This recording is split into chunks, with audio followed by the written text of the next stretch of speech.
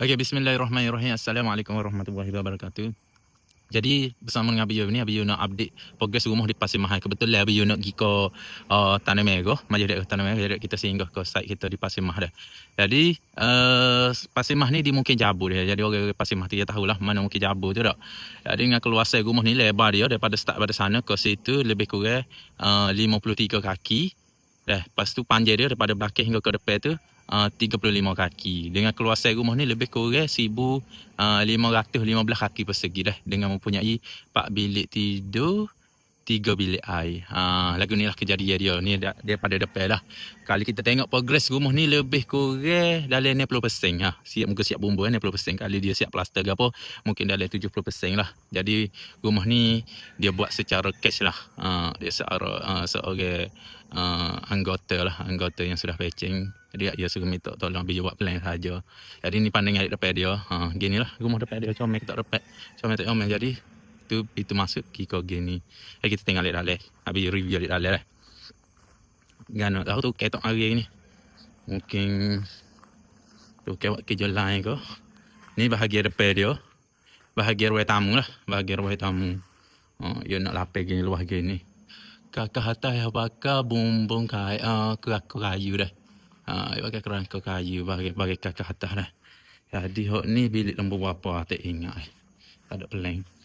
Ni nombor 4 so. Bilik nombor 4 ni bahagian apa dapur. Sini bahagian dapur dah. Ni bilik air. Bilik air dia sangat luas lah.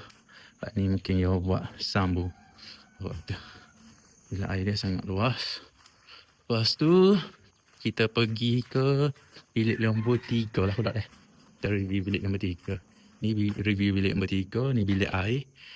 Bilik air dek tengah lah.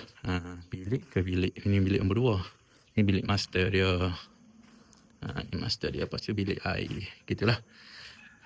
Dengan keluasan rumah ni lebih kurang 1,515 kaki persegi dah. Dengan mempunyai 4 bilik tidur, 3 bilik air. Di mungkin Jabu Pasir Mahal dah.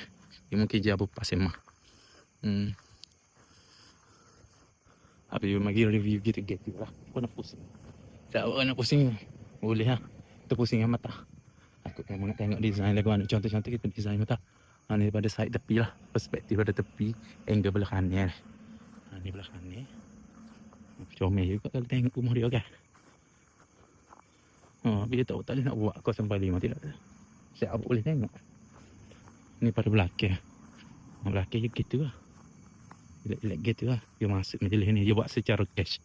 Jadi dia minta tolong dia buat plan sahaja. Jadi kita tolong dia lah buat plan. Tak jadi masalah. Jadi saya abuk yang nak buat plan tu bagi tahu je kita. InsyaAllah kita boleh settle. Ni daripada tu side belakang. Ni side belah kiri lah. Kita buat cepat-cepat lah. Asal kita nak pergi majlis dia ke Tanah Merah pula. Asal lewat takut majlis tutup. Ya dah saya tahu. Jadi ni progres rumah dia lebih kurang 60% dah. Kalau siap nak tahu tak progres dia ni 60%. Kalau siap bumbu tu 60%. Jadi kalau siap plaster ke apa?